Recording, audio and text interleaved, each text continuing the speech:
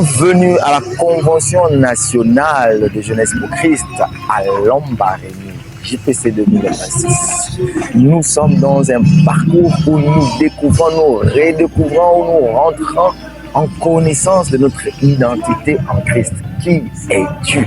Nous sommes rentrés en contact des réalités selon lesquelles nous sommes une race élue. Et nous avons compris que nous sommes de cette race des humains particuliers parce que nous avons reçu l'identité céleste, la nature de Dieu, la capacité de dominer le naturel et de vivre dans le surnaturel en même temps en étant dans le naturel. C'est pourquoi nous nous réjouissons de savoir qu'il y a cette race qui n'existe nulle part ailleurs que dans le royaume des cieux, qui fait des citoyens du royaume des cieux. Oui, il y a cette notion de royauté qui s'installe.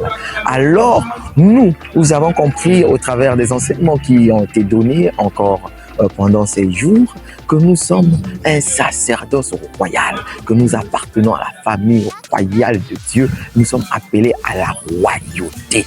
Je suis un sacerdoce royal, ce qui veut dire que j'ai accès directement à Dieu. Plus besoin d'intermédiaire. Le sacerdoce lévitique de l'Ancien Testament du peuple d'Israël, c'était ce sacerdoce où une fois par an, le seul souverain sacrificateur entrait pour représenter tout le peuple.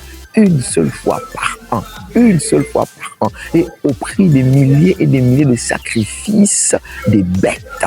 Mais nous sommes une race élue et nous avons été élus par Dieu et au travers du sang de Jésus, nous avons accès direct dans la présence de Dieu, dans la salle du trône. C'est pourquoi nous sommes un sacerdoce royal parce que nous nous installons dans la dignité de la royauté de Dieu de sorte à ce que nous puissions partager son environnement et communier avec lui, servir dans l'environnement de Dieu, le roi de gloire. Ce qui nous distingue, c'est que nous sommes à la fois prêtres et que nous sommes à la fois rois. Ça veut dire que la nouvelle création représente légalement Dieu sur la terre. Nous avons l'empreinte de Dieu. C'est pourquoi Jésus a cette liberté de dire que celui qui m'a vu a vu le Père. Parce que nous transportons la gloire de Dieu en nous.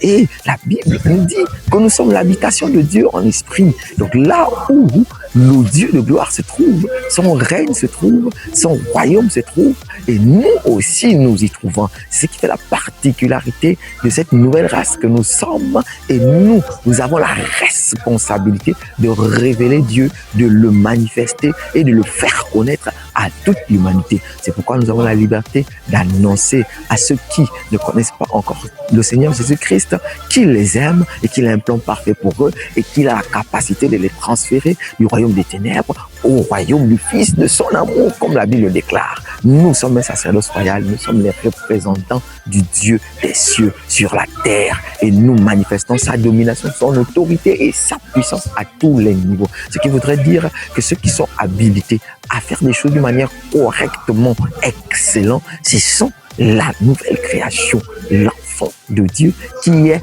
membre de cette race élue et qui fait partie de ce sacerdoce royal, les hommes et les femmes outillés pour communier avec Dieu en esprit et en vérité. Alors, quelle est la conséquence? Il y a une conséquence directe, il y a une conséquence évidente. En tant que sacerdoce royal, en tant que race élue, nous formons une nation. Et quel type de nation? Une nation sainte. Ça veut dire une nation mise à part. Je suis une nation sainte, voudrait dire que je fais partie de ce peuple, les hommes et les femmes mis à part. J'appartiens à Dieu, je n'appartiens plus au monde. Mes valeurs, mon langage, mon style, ma manière d'être n'appartiennent plus au code du monde, mais sont strictement régulés par la parole de Dieu qui est la constitution du royaume des cieux et qui définit le mode de fonctionnement de la nation sainte à laquelle j'appartiens. La sainteté de Dieu devient mon créneau. Je ne peux plus parler comme tout le monde. Je ne peux plus m'habiller comme tout le monde. Je ne peux plus me comporter comme tout le monde. Je ne peux plus m'engager à faire des choses comme tout le monde.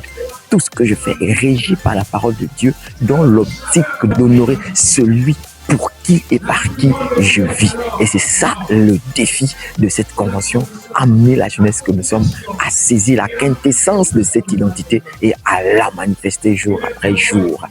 Qui es-tu? Lambaréné 2026, c'est toi c'est moi, c'est maintenant et nous y sommes. À plus.